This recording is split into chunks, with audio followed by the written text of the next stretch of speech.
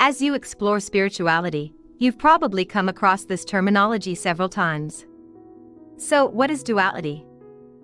Duality is the notion that in our reality of existence, everything has an opposition. Duality manifests itself in every aspect of our existence. We have day and night, black and white, up and down, left and right, life and death. It only becomes problematic when we start thinking that one aspect of the spectrum is better than the other. We get into labeling things as right versus wrong, good versus bad, us versus them, resulting in all the conflicts and pains in our life. We forget that even though things may appear as completely opposite of each other, they are only two extremes of the same thing. Take a magnetized bar as an example.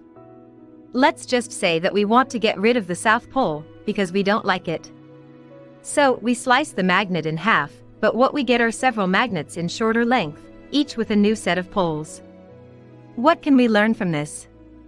We learn that things may be poles apart, but they go together, and you can't have one without the other. Why is it important that we understand the concept of duality? It's because our lack of understanding of this concept, how it manifests in our reality, and how absolutely necessary it is in our existence has led to some false beliefs. The belief that we need to get rid of the other opposition, the bad, the dark side. And the belief that we are separate beings isolated from everything else that is happening around us. These beliefs essentially shape our worldview, which is the foundation of how we build our relationship with the rest of the world. Therefore, having false beliefs could do significant damages to how we live our lives and how we treat the rest of the world. Is it a little exaggerated to say that duality manifests itself in every single pixel of our reality? It's not if you understand how our senses work. We rely on our senses, sight, hearing, smell, touch, taste, to perceive everything in what we call our reality.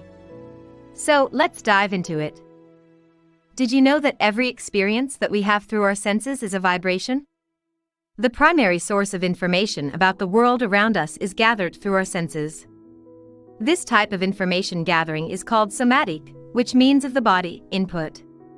The brain has no actual physical contact with the world. Everything the brain knows or reacts to comes to it in only one way, through the senses. Human senses include the ability to detect the following sensory inputs. Electromagnetic waves, which are IC, in the 380 to 700 nanometers range. Air waves that we can hear in the 20 to 20,000 beats per second, which is equivalent to 20 Hz to 20 kHz frequency range.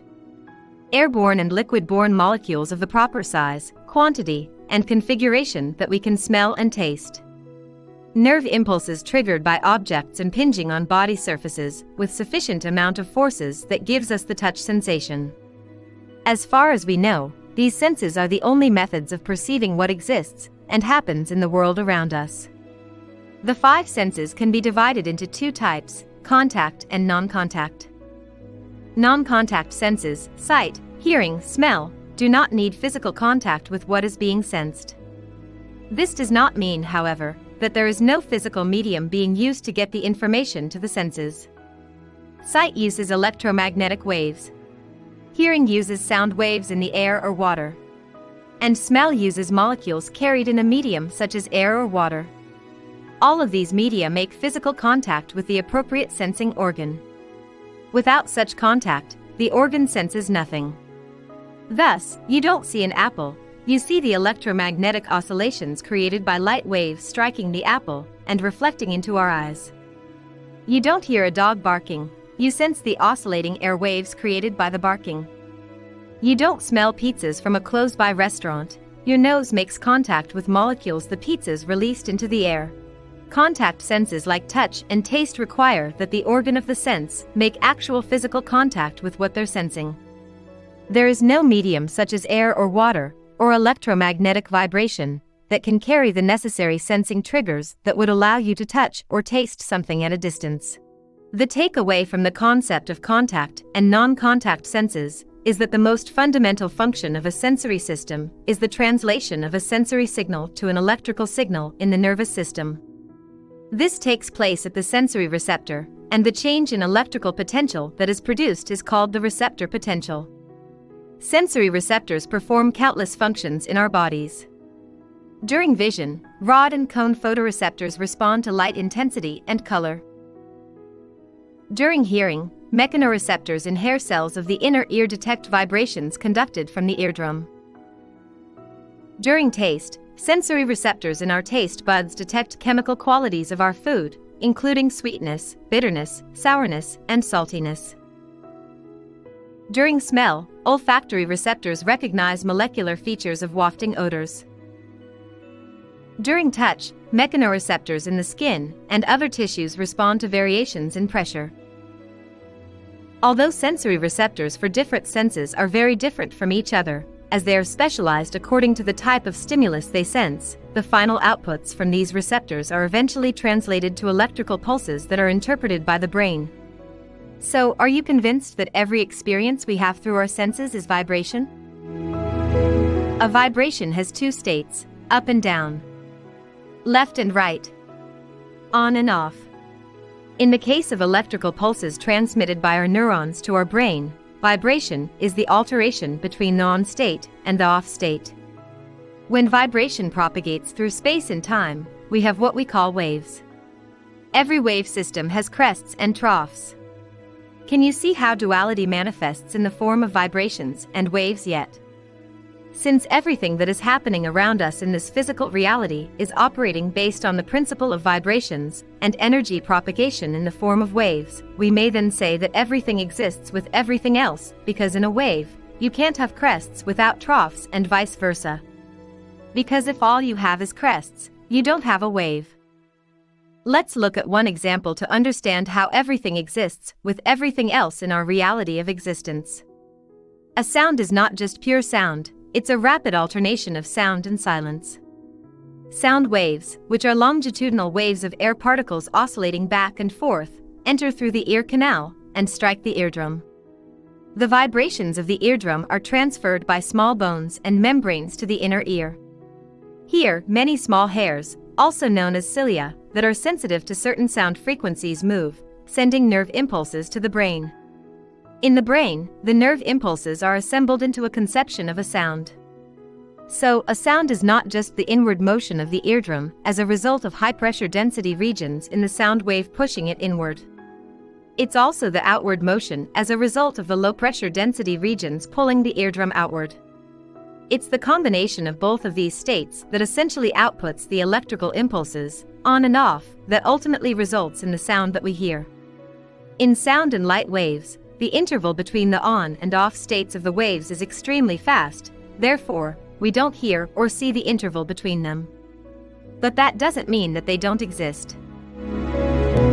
Now that we understand how duality manifests itself in our five senses, let's circle back to how misconception of this principle leads to the two false beliefs we mentioned at the beginning of the video. The analogy of magnet, waves, and vibrations helps us understand how our tendency to label things and our misconception, or sometimes rejection, of duality lead to our desire to exclude the other opposition. Essentially, this is going against nature, which is why it is the root of our suffering and unnecessary drama in life. But how does this misconception result in our illusion of separation? As I've mentioned earlier, our sight and hearing capacity is only a tiny fraction of the light and sound wave spectrum. As a result, we rely on the total input that feeds on our five senses, which is a very small fraction, to interpret our reality. The problem is that we selectively include in our model of reality only those that we can sense and ignore the rest. We consider everything else in the background insignificant. We may not want to admit it, but we humans sometimes want only the crests, not the troughs. We pay attention only to the sound, not the silence. We only look at the figures and solids and study them while ignoring the background and space surrounding them. We want only light, not darkness. We want to keep only the good and get rid of the evil. We treasure life and afraid of death. We focus all our energy on studying consciousness while leaving the unconsciousness behind. What we need to realize is that the troughs allow the crest to manifest in a wave. Silence allows sound to be heard. The background and space allows the figures and solid to be seen. Darkness gives light a background upon which to shine. Evil brings awareness of the good in us. Death is the beginning of a new life. Unconsciousness is the part of us that is experiencing the consciousness. The universe is a system that is aware of itself. We, as a living organism, are a form of the energy of the universe just as much as the stars and galaxies. And through our sense organs, this system of energy becomes aware of itself. The aspect of the universe, which is aware of itself, in other words, the aspect which does the awareing, is the unconsciousness that can't see itself. Just like you can't look at your eyes with your own eyes, you can't kiss your own lips, you can't observe yourself in the act of observing no matter how hard you try.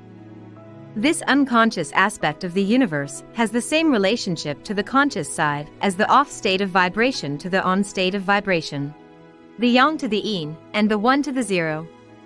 And that's exactly how we are related to the rest of the universe. The universe is the unconsciousness that is experiencing the consciousness through each one of us, humans, animals, plants, all physical beings. It's no different than the relationship between each of our body parts and our whole self. An analogy that I like to use is that each of us is one of the universe's hands, feet, eyes, ears, mouth, etc., through which the universe is experiencing itself. Therefore, one can expect that each of us has a different perspective about our reality, just like the left eye has a different visual perspective from the right eye. There is no right and wrong, they are just simply different. And since we don't get rid of our right hand, because it looks or behaves differently from the left hand, why would we want to exclude other beings because they don't look like us? By the same token, we need all of our organs to work in harmony with each other in spite of their differences in functions and look. Why would we want to destroy any being on Earth? An example from nature that we can learn from to understand this concept better is that of coral. Coral is a very beautiful and unusual animal. Each coral head consists of thousands of individual polyps. A coral polyp looks like a miniature sea anemone, with a soft tubular body topped by a ring of tentacles. These polyps are extending their tentacles for feeding, and continually building, and branching into genetically identical neighbors.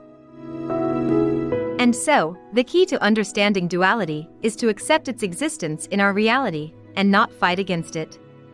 Instead, allow the experience from either side of the spectrum to show us the direction for the highest potential of the seed of our soul. Seeing things from only one perspective is a trap that keeps you locked into one aspect of reality. However, this doesn't necessarily mean that you should go out and start harming others in order to experience the other side of the pole. So, how do we apply this in our life then? What are the practical implications of this realization? Stay tuned for future videos.